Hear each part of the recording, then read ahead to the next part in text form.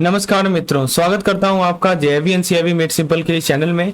दोस्तों, ये हमारा एवीएफएम के दिसंबर 2025 का memory based question and answer session है। इस वीडियो के माध्यम से आप देख पाएंगे कि कितना वेटेज था 2 मार्क्स के क्वेश्चन का, किस प्रकार के सवाल आए थे, क्या वो केस स्टडी बेस्ड थे, क्या वो वन लाइनर क्वेश्चन थे, किस प्रकार का क्वेश्चन था आपको fill in the blank type question जिसमें ऑप्शन नहीं दिए रहते हैं। यानी कि फुल आप एनालिसिस कर पाएंगे कौन से टॉपिक इंपॉर्टेंट है। और आपसे एक रिक्वेस्ट है, इस वीडियो का यदि लाभ उठाना चाहते हैं तो थोड़ा सा अपने माइंड को एक्सरसाइज करवाइए, क्वेश्चन को पहले पढ़ें और तब जाके एक्सप्लेनेशन देखें। चलिए दोस्तों, शुरुआत करते हैं अपने डिस्कशन को पहले क्वेश्चन के साथ। पहला क्वेश्चन एक्टिविटी बेस्ड क्वेश्चन का बहुत ही बेहतरीन सवाल है, केस स्टडी टाइप क्वेश्चन आपके सामने मैं लाया हूं। तो फ्रेंड्स देखिए, सबसे पहले क्या है कि एक कंपनी है और उसके डिटेल दिए गए हैं, कितने यूनिट बना रही है जी। तो देखिए यहाँ पे लिखा है एक कंपनी जो है 12,000 यूनिट बना रही है। यहाँ पे देखिए मंथली जो इनका प्रोडक्शन है या मंथली जो डिमांड है वो 12,000 यूनिट है, राइट। और यहाँ पे दोस्तों हमें दो स्ट्रेटजी को कंपेयर करना है। We have to compare the two strategy. सवाल है दोस्तों कि कौन कौन से दो स्ट्रेटजीज हैं, आइए देखते हैं। Let's see which two strategies are there. तो स्ट्रेटजी नंबर 1 तो हमारा करंट सेटअप है जो स्टैंडर्ड प्रोडक्शन अभी चल रहा है। और स्ट्रेटजी नंबर बी में हमने क्या किया है कि आपने 9,000 रुपया पर महीना का स्टोरेज रेंट है वो हमको देना पड़ेगा, ठीक है। बाकी सब फैक्टर वही के वही हैं, फैक्टर आपके यहाँ ऊपर लिखे गए हैं। तो दो स्ट्रेटजी है।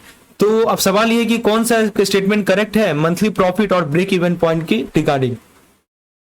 जैसे कि ऑप्शन निकल रहा है कि स्ट्रेटजी बी का मंथली प्रॉफिट ज्यादा होगा क्योंकि एडिशनल रेंट जो है सेल्स वॉल्यूम से ऑफसेट हो जाएगा।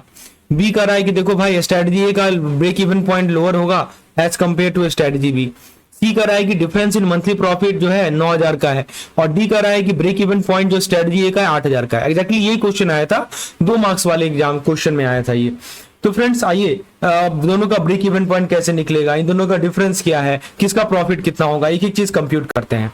तो फ्रेंड्स सबसे पहले हम लोग strategy, okay let me right it down. So batch की साइज है, मतलब एक बैच के अंदर 30 यूनिट्स हैं, ठीक है। सिंपल भाषा है। टोटल यूनिट्स कितने हैं जी, टोटल यूनिट्स है 12,000 यूनिट। डिमांड कितने की है, 12,000 की है। सो टोटल यूनिट्स है हमारे पास 12,000। तो आप ये जरा ये बताइएगा कि टोटल नंबर ऑफ बैचेस कितने होंगे। सिंपल है ना जी, नंबर ऑफ बैचेस आपसे मैं पूछ रहा हूं तो बताइए कैसे निकालेंगे। तो दोस्तों हमारे पास 12,000 यूनिट्स हैं, टोटल यूनिट को नोमीटर में डाल दीजिए और एक बैच में 30 यूनिट है, राइट। तो बैच साइज को डिनोमिनेटर में डाल दीजिए तो हमें नहीं पता चल जाएगा कि टोटल नंबर ऑफ यूनिट्स कितने हैं। तो 12,000 डिवाइडेड बाय 30, यानी दोस्तों ये आ जाएगा, आई थिंक दिस विल बी 400। तो टोटल कितना होगा, 400 बैचेस होंगे, राइट। चलिए अब दोस्तों हमने बैचेस तो निकाल लिए। अब जरा देखिए कि कॉस्ट पर बैच कितना है। तो दोस्तों कॉस्ट पर बैच जो है 600 रुपीज कॉस्ट पर बैच है, राइट। तो सेटअप कॉस्ट पर बैच जो है वो कितना दे रखा है, 600।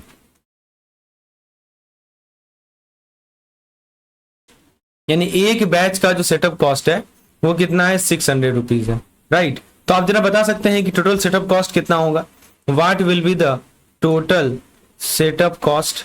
तो बहुत सिंपल है जी, इस 600 जो हमारा सेटअप कॉस्ट पर बैच है उसको नंबर ऑफ बैचेस से मल्टीप्लाई कर देंगे। So I think that will give you 2,40,000।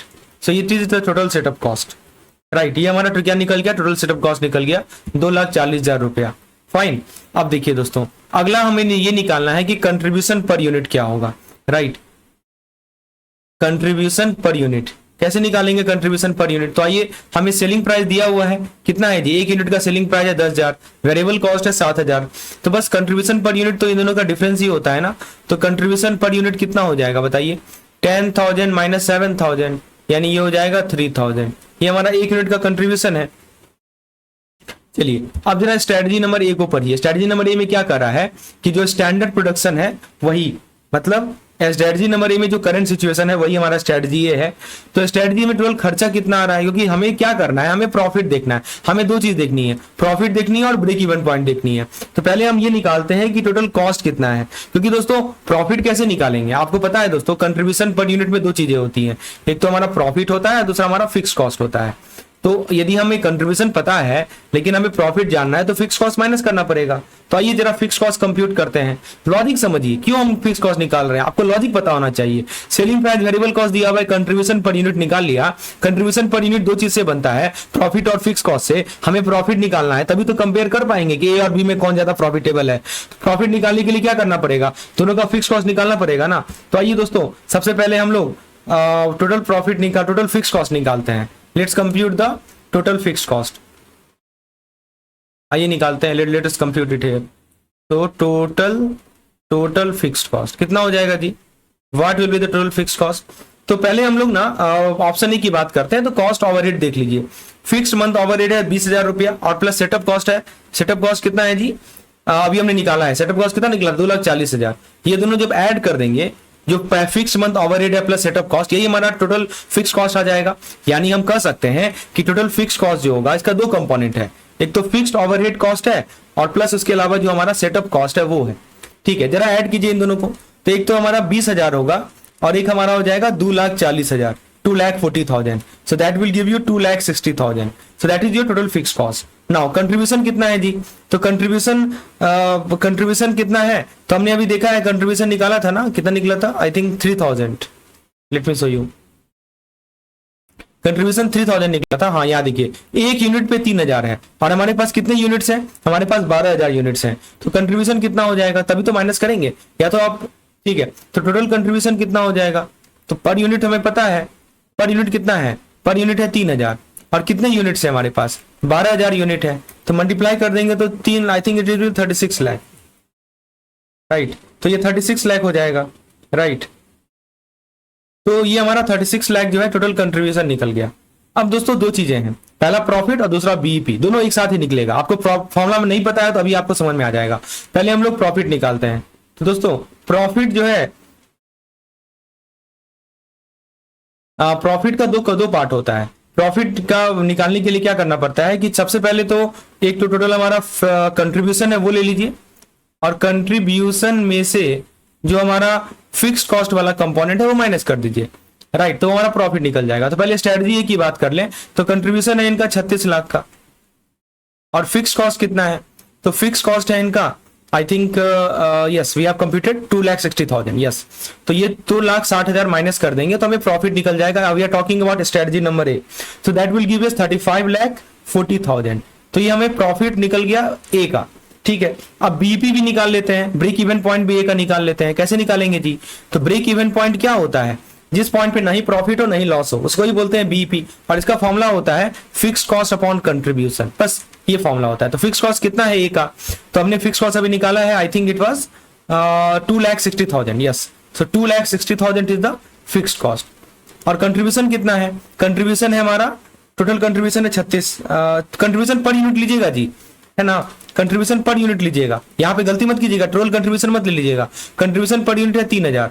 यानी दोस्तों कुल मिलाकर कहा जाए कि इसको डिवाइड करेंगे ना तो आपको मिलेगा 86.67 यूनिट। कितना यूनिट यदि आप प्रोड्यूस करते हैं तो आप ब्रेक इवन में रीच हो जाएंगे ए के लिए। अब जरा बढ़ते हैं बी वाले केस में। बी वाले केस में क्या हुआ है दोस्तों कि बी में ना हमें एडिशनल स्टोरेज रेंट आ गया, कितने का, 9,000 रुपया पर महीने का। तो अंतर कहां पड़ेगा जी, क्या सेलिंग प्राइस में अंतर पड़ेगा, क्या वेरिएबल कॉस्ट में अंतर पड़ेगा, नहीं वेरिएबल कॉस्ट में अंतर नहीं पड़ेगा, फिक्स कॉस्ट में अंतर पड़ेगा। क्योंकि ये जो 9,000 रुपया पर महीना है ये स्टोरेज का खर्चा है और ये तो लगना ही लगना है। तो अब हमारा फिक्स कॉस्ट बढ़ जाएगा। अभी तक फिक्स कॉस्ट कितना है, तो हम उसको लिखते हैं न्यू फिक्स कॉस्ट। एनएफसी का मतलब हुआ न्यू फिक्स कॉस्ट। अभी तक फिक्स कॉस्ट कितना था, 2,60,000 था और उसमें आप 9,000 जोड़ दीजिए, ये हर एक महीना लगने वाला है, ठीक है। तो ये कितना हो जाएगा, 2,69,000 हो जाएगा। क्योंकि दोस्तों अब आप बोलिएगा सर कि महीना का तो हमने कोई जिक्र ही नहीं किया था यहाँ पे।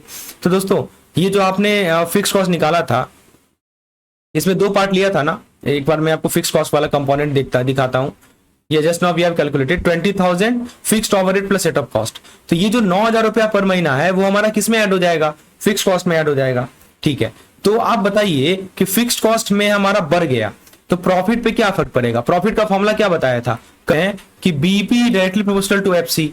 हमारा एफसी बढ़ गया तो बीईपी भी बढ़ जाएगा ना जी, FC has increase so BEP will automatically increase. तो कहने का मतलब ये हुआ कि जो बीईपी बी का होगा वो बीईपी के ए से ज्यादा होगा। और वास्तविक में यदि आप इसको कैलकुलेट करेंगे ना, जो फॉर्मूला मैंने आपको बताया था, तो उसके थ्रू कैलकुलेट करेंगे, so you will get how much, 89.67। और इसमें कितना मिला था आपको, इसे मिला था 86.67। साफ साफ देख सकते हैं बढ़ रहा है, राइट। तो देखिए रेंट बढ़ने से क्या क्या फर्क पड़ा वो जरा देखिए।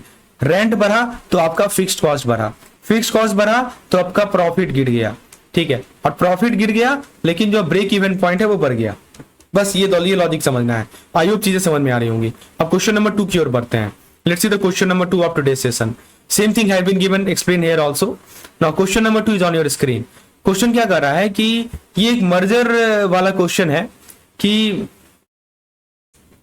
B limited intend to merge with N limited. तो वो क्या रहा है दोस्तों, यहाँ पे समझिए कि दो अलग अलग कंपनियां हैं, एक तो बी लिमिटेड है और एक एन लिमिटेड है, दोनों मर्ज होनी चाह रही है, ठीक है। और एन लिमिटेड एक ऐसी कंपनी है जिसको एक नोटिस मिला है कि तुम प्रोडक्शन को रोक दो। तो इस ट्रांजेक्शन को फैसिलिटेट करने में एक हमारा एडवाइजरी फर्म है जिसका नाम है एमके फाइनेंशियल, राइट। सो एमके फाइनेंशियल एक एडवाइजरी फर्म है, उसे अपॉइंट किया गया है ताकि ये जो 3 मेन फॉर्म ऑफ सेटलमेंट है वो एक्विजिशन, आप देखिए एक्विजिशन के कंटेक्स्ट में ना 3 तरह के सेटलमेंट होते हैं, अभी हम लोग बात करेंगे उसके बारे में, ताकि वो उसको एग्जामिन करे, ठीक है। किसको चुना गया है दोस्तों, एमके फाइनेंशियल को। तो बी लिमिटेड ने प्लान किया कि चलो ऐसा करते हैं कि जो जमीन हमें एन लिमिटेड से मिला है उसको यूटिलाइज करते हैं। क्यों, क्या, कहां यूटिलाइज करेंगे, रेजिडेंशियल टावर बनाने में। और चूंकि N limited currently losses face कर रहे हैं, प्रोडक्शन हॉल्ट हो गया है इनका, तो एडवाइजरी फर्म ये बोल रही है कि चलो उनका फोकस है टैक्स इंप्लीकेशन में, फाइनेंशियल ऑप्शन में और वगैरह वगैरह। सवाल ये है कि एडवाइजरी फर्म यानी एमएल लिमिटेड के अनुसार प्रेफरेबल पेमेंट मोड क्या होना चाहिए इस एक्विजिशन में प्रोपोर्शनेट सेटलमेंट के लिए। Proportionate share only, post dated cheque and life time pension bond, part cash and part share, cash, post dated cheque and pass share relation. बहुत अच्छा सवाल है दोस्तों। तो फ्रेंड्स देखिए, इसको बहुत सिंपल भाषा में समझिए, यहाँ पे हो क्या रहा है कि ये जो बी है ना वो एन को एक्वायर कर रही है, B is acquiring N, right. जो भी मर्जर एक्विजिशन होता है सबसे इंपॉर्टेंट चीज होती है कि जो हमारा जो सेटलमेंट होगा उसका मोड क्या होगा, what will be the mode of settlement, right. यानी कहने का मतलब ये हुआ कि जो एन के जो शेयर होल्डर होंगे उनको पैसा कैसे मिलेगा, how will they get the money, that's called settlement. तो दोस्तों ऑप्शन क्या क्या दिया हुआ है, जनरली कंपनी के पास ना 3 ऑप्शन होता है, मैं आपको ऑप्शन में समझा देता हूं। कंपनी के पास 3 ऑप्शन होते हैं, राइट। या तो पहला ऑप्शन ये होता है कि प्योर कैश पेमेंट, कि ऐसा करो कि सही तरीका है, लेकिन एक बड़ा प्रॉब्लम है दोस्तों, क्या कि कैश देने से कंपनी की लिक्विडिटी ड्रेन हो जाती है ना। कंपनी की जो लिक्विडिटी है वो क्या हो जाती है, खत्म हो जाती है, वर्किंग कैपिटल डिस्टर्ब हो जाता है। तो ये तो एक तरीका है। दूसरा तरीका ये है कि शेयर में पेमेंट कर दो, अपने जो शेयर होल्डर हैं जिसको आप एक्वायर कर रहे हैं उनको, उनके शेयर होल्डर को शेयर में पेमेंट कर दो, ये दूसरा तरीका है, ठीक है। तो दोस्तों यहां भी एक इशू क्रिएट होता है। आप बोलिए क्या सर, क्या इशू क्रिएट होता है? तो दोस्तों इशू ये क्रिएट होता है कि ज्यादा शेयर देने से एग्जिस्टिंग प्रोमोटर का ऑनरशिप डाइल्यूट हो जाता है, तो इसको बोलते हैं dilution of ownership of promoter. यानी जो हमारे प्रमोटर हैं इनका जो ऑनरशिप है ये डाइल्यूट हो जाता है शेयर देने से। वोटिंग पावर, मतलब सिंपल सी बात है कि जो वोटिंग पावर है वो कम हो जाती है ना। मतलब अभी देखिए ये जो कंपनी बी है ये क्या कर रही कि जो एन वाले शेयर होल्डर को बोलेगी लो तुम मेरे कंपनी का भी शेयर होल्डर ले लो, शेयर ले लो, तो अभी जो कंपनी बी के शेयर होल्डर है उनका पावर कम ना हो जाएगा जी, समझ में आ रहा है। तो ये दूसरा दिक्कत है, तो मतलब स्टेप है, ऑप्शन है, लेकिन दिक्कत है। फिर तीसरा ऑप्शन ये है कि ऐसा करो कि हाइब्रिड मॉडल अडॉप्ट करो। क्या मॉडल अडॉप्ट करो? Hybrid model. तो हाइब्रिड मॉडल क्या होता है कि ऐसा करो कि कुछ कैश ले लो और कुछ शेयर ले लो, ये सबसे best option, this is the best and balance option. तो यही एडवाइजरी फर्म ने प्रेफरेबल मोड बोला। क्यों बोला जी? क्योंकि कंपनी कैश थोड़ा देती है तो लिक्विडिटी इनका बचा रहता है, शेयर थोड़ा देती है तो ऑनरशिप डाइल्यूट नहीं होता, सेलिंग शेयर होल्डर को भी कॉन्फिडेंस मिलता है। दोस्तों बायर और सेलर दोनों का इंटरेस्ट बैलेंस होता है, इसीलिए प्रोपोर्शनेट सेटलमेंट में कहा गया है कि ये बेस्ट प्रैक्टिस होता है। दोस्तों कौन सा बेस्ट प्रैक्टिस है जी? तो इसमें ऑप्शन नंबर हम बात कर ले, ए तो नहीं होगा, खाली शेयर का रहा है। I think it will be part cash and pass share. Yes correct, C is the correct one, right. सोचिए कि आप एक दुकान खरीद रहे हैं, अगर आप पूरा पैसा एक साथ कैश में दे दोगे तो पॉकेट खाली नहीं हो जाएगा। हाँ, अगर आप सिर्फ बिजनेस में शेयर ले लो तो बोल दोगे कि आपका अपना कंट्रोल डाइल्यूट हो जाएगा। तो बेस्ट क्या होता है, थोड़ा कैश दे दो, थोड़ा सा शेयर ले लो। तो दोस्तों cash drain, share dilute mix से क्या होता है, बैलेंस मेंटेन होता है। इसीलिए एक लाइन याद रखिएगा दिमाग में कि देखिए हाइब्रिड जो होता है ना ये एक तरह का हार्मोनी है। Hybrid means harmony, right. Part cash part share सब खुश। तो दोस्तों हमने ये सीखा कि जो एक्विजिशन होता है इसमें शेयर होल्डर सेटलमेंट की मोड डिसाइड होती है। प्योर कैश में लिक्विडिटी प्रॉब्लम आ जाएगी, प्योर शेयर में डाइल्यूशन प्रॉब्लम आ जाएगी।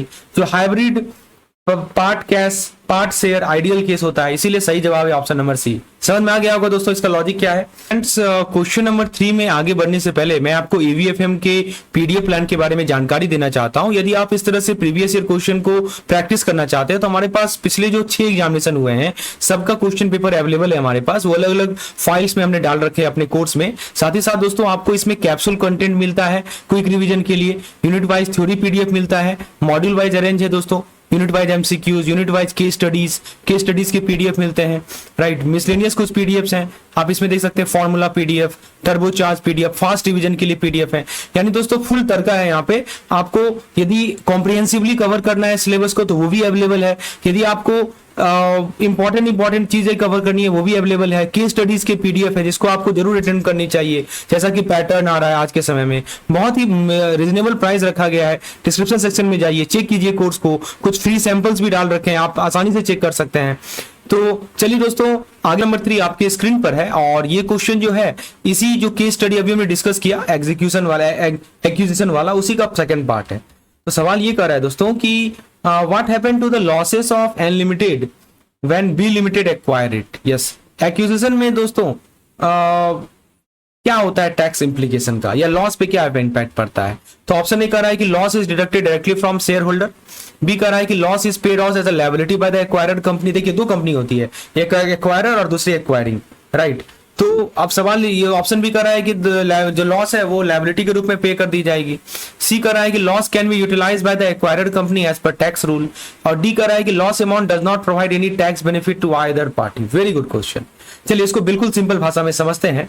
तो दोस्तों हो क्या रहा है यहाँ पे कि देखिए बी ने एन को एक्वायर किया, बी जो है एन को एक्वायर करती है, तो एन एक लॉस मेकिंग कंपनी है, राइट। तो क्वेश्चन ये होगा कि इस लॉस का क्या होगा, कौन इसका टैक्स बेनिफिट ले सकता है, और आंसर है दोस्तों इसका टैक्स बेनिफिट ले सकता है बी। बी कौन सी कंपनी है, पी है हमारी एक्वायरर कंपनी। बी का जो नाम होता है that is called acquirer company, please understand, right. तो एक्वायरर कंपनी इसका लाभ उठाती है। सवाल है क्यों लाभ उठाती है, तो दोस्तों जवाब है इसका टैक्स शील्ड। टैक्स शील्ड का नाम सुने हैं, राइट। तो बी को बोलते हैं हम लोग एक्वायरर कंपनी, और इसका लाभ उठाती है एक ही कारण से, जो कि हमारा टैक्स शील्ड, समझे। तो मेजर रीजन है इसी कंपनी को खरीदने का, सबसे बड़ा कारण है टैक्स शील्ड जो है ना, एक बहुत ही बड़ा रीजन है इसी कंपनी को खरीदने का। अब सर आप बोलिएगा सर ये टैक्स शील्ड का मतलब बता दो। तो दोस्तों इंडिया का, भारत का जो इनकम टैक्स एक्ट है, इसमें एक बहुत ही पावरफुल प्रोविजन है, सेक्शन नंबर 72A। क्या बोलता है जी, इस रूल के हिसाब से ये कहा जाता है कि देखो कि जब एक लॉस मेकिंग कंपनी यानी एन लिमिटेड क्या है, लॉस मेकिंग कंपनी है, वो मर्ज होती है किसी हेल्दी कंपनी के साथ यानी बी के साथ। बी क्या है, एक हेल्दी कंपनी है। तो बोलता है सेक्शन नंबर 72 ये बोलता है कि कोई लॉस मेकिंग कंपनी है, वो मर्ज हो रही है हेल्दी कंपनी के साथ, तो उसके सारे एक्यूमुलेटेड लॉस, जितने भी लॉसेज हैं, राइट, प्लस जितने भी अनएब्सॉर्ब डेप्रिसिएशन है, जिसको अभी तक एब्सॉर्ब नहीं किया गया है, राइट, वो बी लिमिटेड को ट्रांसफर हो जाता है। ये मैंने अपने लेक्चर में भी समझाया था और अभी इस क्वेश्चन के संदर्भ में मैं आपको समझा रहा हूं। तो दोस्तों कंबाइंड एंटिटी को ना, मतलब ये हुआ कि बी लिमिटेड अपना प्रॉफिट में से इन लॉस को माइनस कर सकता है। सोचिए बी ने एक्वायर किया ना जी एन को, तो बी क्या करेगा कि अपने इनके पास जो टोटल प्रॉफिट है उसमें से जो लॉस एक्वायर किया उसको माइनस कर देगा, समझे। जिससे बी का जो टैक्स बिल है बहुत कम हो जाता है।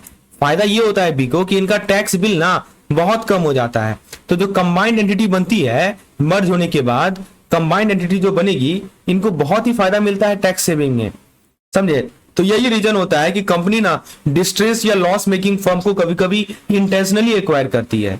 लॉस यहाँ पे नकारात्मक चीज नहीं है, ये तो एक वैल्यूएबल टैक्स एसेट बन जाता है। मैं एक एग्जांपल लेके समझाता हूं। मान लीजिए, एग्जांपल से आप इसको अप्रिशिएट कर पाएंगे कि मान लीजिए कि बी का जो प्रॉफिट है, बी लिमिटेड का जो प्रॉफिट है वो है 50 करोड़, ठीक है, रुपया में बाल रहे हैं, और एन लिमिटेड का जो मान लीजिए लॉस है जो अभी तक वो कैरी कर रही है वो 20 करोड़ का लॉस है, माइनस लिखा है मैंने। तो मर्जर के बाद जो बी का टैक्सेबल प्रॉफिट हो जाएगा वो हो जाएगा 30 करोड़। अभी इनको 50 करोड़ पे टैक्स देना पड़ता है जो इनका प्रॉफिट है, अब इनको मात्र 30 करोड़ पे टैक्स देना पड़ेगा, है ना, 50 पे नहीं देना पड़ेगा। इसीलिए इसका सही जवाब क्या है जी, सही जवाब है इसका option number C, the loss can be utilised by the acquired company. Yes correct, that is one of the major relief for the acquired company. तो दोस्तों हमने यहाँ पे ये सीखा कि देखो loss of seller tax boss for buyer, right. यहाँ पे हमने ये सीखा कि देखो सर कि लॉस ऑफ सेलर को जो लॉस हुई ना, ये टैक्स बॉस होता है किसके लिए, टैक्स बॉस होता है बायर के लिए। ये बहुत इंपॉर्टेंट लॉजिक है। और एक चीज याद रखिएगा, सेक्शन नंबर 72A बोलता है कि जो लॉस है वो कैरी फॉरवर्ड हो जाता है, लॉस कैरी फॉरवर्ड। और बेनिफिट किसको मिलता है जी? एक्वायरर को बेनिफिट मिलता है। बस इतना याद रख लीजिए, कभी गलती नहीं होगा। तो दोस्तों हमने ये सीखा इस क्वेश्चन के माध्यम से कि देखिए लॉस मेकिंग कंपनी के लॉस एक्वायरर यूज कर सकता है। सेक्शन नंबर 72A एप्लीकेबल होता है। लॉस को सेट ऑफ कर लिया जाएगा और अनऑब्जॉर्ब डेप्रिसिएशन को मेजर बेनिफिट मिलती है टैक्स सेविंग में। चलिए अगले सवाल की ओर बढ़े, बहुत सा सवाल है आपके सामने। तो फ्रेंड्स यहाँ पे सवाल है ये हाँ, I think this two question have been skipped, उसी का पार्ट था। आप थोड़ा सा नया सवाल करते हैं। तो देखिए कंपनी का कुछ डेटा दे रखा है, इक्विटी शेयर कैपिटल है 100 लाख का, 10% डिवेंचर है 50 लाख का, और सेल्स दे रखा है 850 लाख का, पीवाईवी रेशियो दे रखा है 30% का, fix cost 50 lakh, face value of equity share 1 rupees. आपसे पूछा है डीएफएल बता दो, मजा आएगा इसको सॉल्व करने में। तो फ्रेंड्स देखिए डीएफएल कैसे, डीएफएल होता क्या है दोस्तों, पहले डीएफएल को थोड़ा समझ लीजिए। डीएफएल को बोलते हैं हम लोग डिग्री ऑफ फाइनेंशियल लिवरेज। ये बताता है कि ईबीटी ईबीआईटी में क्या बताता है जी? ये बताता है कि जो आपका earning before interest and tax है, इसमें परसेंटेज चेंज होने पर राइट ईपीएस कितना चेंज होगा, ईपीएस पे क्या फर्क पड़ेगा, ये बताता है।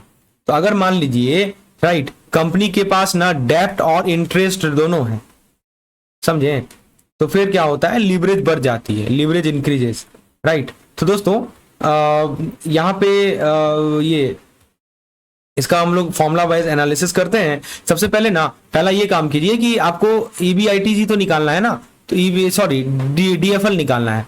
तो डीएफएल निकालना है तो पहले आप कंट्रीब्यूशन निकालिए। First of all let's compute the contribution, let's compute the contribution.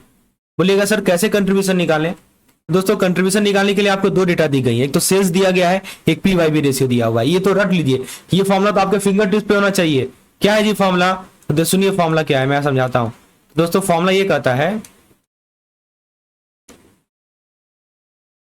Yes wait a minute, yes. So what does the formula say? So आप दोनों को मल्टीप्लाई कर दीजिए, सेल्स को पीवाईवी रेशियो से मल्टीप्लाई कर दीजिए, सीधा आपको कंट्रीब्यूशन मिल जाएगा। सेल्स कितना है? 850 लाख है। पीवाईवी कितना है? 30% है, राइट 30%। 30% ऑफ 850 कितना हो जाएगा? 255 लाख हो जाएगा। तो कंट्रीब्यूशन निकल गया ना। चलिए आपने कंट्रीब्यूशन निकाल लिया 255 लाख, 255 लाख। चलिए अब सर आगे आगे क्या करें? तो आप ईबीआईटी निकाल लीजिए ना, कंट्रीब्यूशन निकल गया तो earning before interest and tax. बोलिए कैसे निकालेंगे? तो दोस्तों अर्निंग बिफोर इंटरेस्ट आपको मैंने पहले बताया था कि कंट्रीब्यूशन में से जो फिक्स्ड कॉस्ट है माइनस कर दो, तो वही हमारा earning before interest and tax होता है। ये सब चीज को ना वीडियोज में मैंने ट्रिक के माध्यम से समझाया है कि कैसे आप इसको याद रख सकते हैं। तो कंट्रीब्यूशन माइनस फिक्स कॉस्ट करेंगे तो आपको ईबीआईटी निकल जाएगा। अब बोलिएगा सर कंट्रीब्यूशन कितना है? 255 लाख है। फिक्स कॉस्ट कितना है जी? तो fix cost I think they have given yes 50 lakh. 50 lakh हमारा फिक्स कॉस्ट दिया हुआ है, राइट। 50 लाख क्या हमारा फिक्स कॉस्ट दिया हुआ है, तो बस माइनस कर दीजिए ना। तो ये कितना हो जाएगा? 205 लाख नहीं हो जाएगा? चलिए ईबीआईटी भी आपने निकाल लिया। अब सवाल ये है कि हमें निकालना क्या है? ईबीटी। देखिए आपको पता है ना फॉर्मूला ईबीआईटी अपॉन ईबीटी यही होता है डीएफएल। अब अर्निंग बिफोर टैक्स निकालेंगे। अर्निंग बिफोर टैक्स निकालने के लिए क्या करेंगे कि जो डिवेंचर है यानी जो बॉन्ड है उस पे जो इनको ब्याज भरना पड़ रहा है वो तो निकालना ना पड़ेगा जी। तो डिवेंचर कितना है जी? 50 लाख का डिवेंचर एक तरह का बॉन्ड ही होता है समझिए। तो 50 लाख का इनका डिवेंचर है, उस पर इनको 10% ब्याज भरना पड़ता है। जरा देखते हैं कितना ब्याज भरना पड़ता है। तो यहाँ पे मैं लिखता हूं इंटरेस्ट ऑन डिवेंचर, सॉरी मिलता है, भरना नहीं पड़ता, ये मिलता है इनको, राइट। यदि कंपनी है क्योंकि ये जिसने डिवेंचर में निवेश किया है तो इसको देना पड़ेगा, तो इनको भरना पड़ेगा, इनका खर्चा हो जाएगा ये। तो 10% नहीं हो जाएगा 50 लाख का, ठीक है। तो ये कितना हो जाएगा? 5 लाख हो जाएगा, ठीक है। तो दोस्तों आपको ये मतलब इनका खर्चा है, ये इनका इनकम नहीं है, ये खर्चा है इनका, ठीक है, ये इनको देना पड़ रहा है। तो डीएफएल जो होता है ना उसका फॉर्मूला होता है ईबीआईटी अपॉन ईबीटी। बोलिएगा सर दोनों में अंतर क्या है? लगता तो रहा है सेम ही, अंतर बस इंटरेस्ट का है। इसमें इंटरेस्ट भी ले रहे हैं, इसमें इंटरेस्ट नहीं ले रहे हैं, मतलब इंटरेस्ट माइनस कर रहे हैं। तो इसको हम ऐसा भी लिख सकते हैं EBIT upon EBIT minus interest. Yes correct. तो दोस्तों ईबीआईटी कितना है? 205 लाख, अभी हमने शायद निकाला है। Yes you can see it here. And what is the EBT? Just subtract 5 lakh from 205 lakh, that will be 200, so that will give you 1.025, ठीक है। तो ये वाला पार्ट है हमारा, राइट। तो आई होप ये चीजें समझ में आई होंगी। इस तरह से आप डीएफएल भी कंप्यूट कर सकते हैं। अब आगे बढ़ते हैं दोस्तों अगले सवाल की ओर। फ्रेंड्स अगला सवाल में आपसे ना डेटा दे रखा है कि कंपनी के पास कुछ डेटा है साल के लिए क्या क्या दे रखा है, एनओपीएलटी 120 crore, operating invested capital eight the beginning of year 800 crore, operating invested capital eight the end of year 1000 crore. तो आरओआईसी मान लीजिए एवरेज इन्वेस्टेड कैपिटल से निकाला जाए तो आरओआईसी कितना होगा, 12%, 13.25%, 15% या 10%। तो दोस्तों यहाँ पे कुछ वर्ड्स हैं, पहले इसको थोड़ा समझ लेते हैं। पहला आपने वर्ड देखा होगा एवरेज इन्वेस्टेड कैपिटल। बोलिएगा सर ये क्या होता है जी, what is the meaning of this average invested capital. तो मैं आपको समझा देता हूं दोस्तों, लेट्स मेक इट क्लियर। तो दोस्तों जब आरओआईसी कंप्यूट होता है ना, आरओआईसी जब कंप्यूट होता है तो हमेशा एवरेज कैपिटल निकाला जाता है। बोलिएगा सर पहले आरओआईसी तो बताओ, आरओआईसी होता क्या है। सुनिए, कंपनी अपने बिजनेस में लगाए गए पैसे पर कितना रिटर्न कमा रही है, राइट। तो this is the kind of return, R से रिटर्न ही होता है। तो कंपनी ने जो अपना पैसा लगाया है उस पर कितना रिटर्न कमा रही है, यही आरओआईसी बताता है, ठीक है। तो दोस्तों आरओआईसी जब भी कंपनी कंप्यूट करेंगे ना तो हमेशा एवरेज कैपिटल लिया जाता है। Always we take what, always we take average capital. क्यों, क्योंकि दोस्तों एवरेज कैपिटल लेने का एक ही कारण है, क्योंकि कैपिटल जो होता है वो ईयर एंड तक चेंज होता रहता है, कैपिटल ईयर एंड चेंज होता रहता है, समझे। अब बोलिएगा सर एवरेज कैपिटल कैसे निकाला जाए। तो दोस्तों एवरेज कैपिटल निकालना काफी आसान है। What we need to do, we need to take the average. तो अब कौन सा एवरेज लें, तो at the beginning of year 800 crore था, at the end of year 1000 crore है। इन दोनों को जोड़ लीजिए, 800 प्लस 1000 डिवाइड बाई 2, यानी 900 करोड़ हमारा एवरेज कैपिटल हो जाएगा, ठीक है। अब बोलिएगा सर आपने एवरेज कैपिटल निकाल लिया, अब आरओआईसी का फॉर्मूला लगा दो ना। तो आरओआईसी मतलब रिटर्न ही तो बता रहा है, राइट।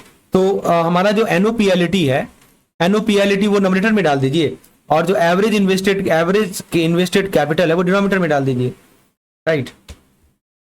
तो यहां पे इस केस में यदि एनओपीएलटी हमें दे रखा है 120 करोड़, राइट, और ये जो हमने निकाला है वो कितना निकला है, 900 crore. So I think if you divide them that will give you 0.1333 multiplied by 100 that would be 13.33%। yes, B is the correct answer, right। इसलिए ऑप्शन नंबर बी करेक्ट है। तो दोस्तों आरओआईसी ये बताता है कि हमने जो निवेश किया, हमने जो पैसा लगाया बिजनेस में, कंपनी ने जो लगाया वो कितना रिटर्न कमा रहा है। तो इस केस में आप देख सकते हैं कि कंपनी ने एवरेज 900 करोड़ इन्वेस्ट किया है, और उस इन्वेस्टमेंट का 120 करोड़ जो है ऑपरेटिंग प्रॉफिट, एनओपीएलटी यही होता है, operating profit after tax, right, generate हुआ। मतलब कितना प्रॉफिट जनरेट हुआ वो एनओपीएलटी होता है, net operating profit after tax, right. तो लेस एडजस्टेड टैक्स होता है माइनस करने के बाद। तो मतलब हमने जो 900 करोड़ इन्वेस्ट किया, हमको 120 करोड़ का प्रॉफिट हुआ, यानी 13.5% का रिटर्न है, ठीक है। तो बहुत सिंपल है फॉर्मूला, एनओपीएलटी मतलब आरओआईसी मतलब एनओपीएलटी अपॉन एवरेज पैसा जो बिजनेस में लगाया, राइट। तो एनओपीएलटी मतलब होता है profit from operation after tax, और आरओआईसी निकालने का फॉर्मूला है profit of NOPLT upon average invested capital. समझ में आया दोस्तों। चलिए फ्रेंड्स, आगे बहुत सारे क्वेश्चंस हमने कलेक्ट कर रखे हैं। आप यदि इसके एक्सप्लेनेशन को समझना चाहते हैं तो हमारे कोर्स में इनरोल हो सकते हैं। एक एक चीजों को स्टेप बाय स्टेप समझाया गया है ताकि आपको कंसेप्चुअल नॉलेज मिले, आप समझ पाए चीजों को, कोई क्यों ऑप्शन क्यों गलत है, why any option is correct, why it is incorrect.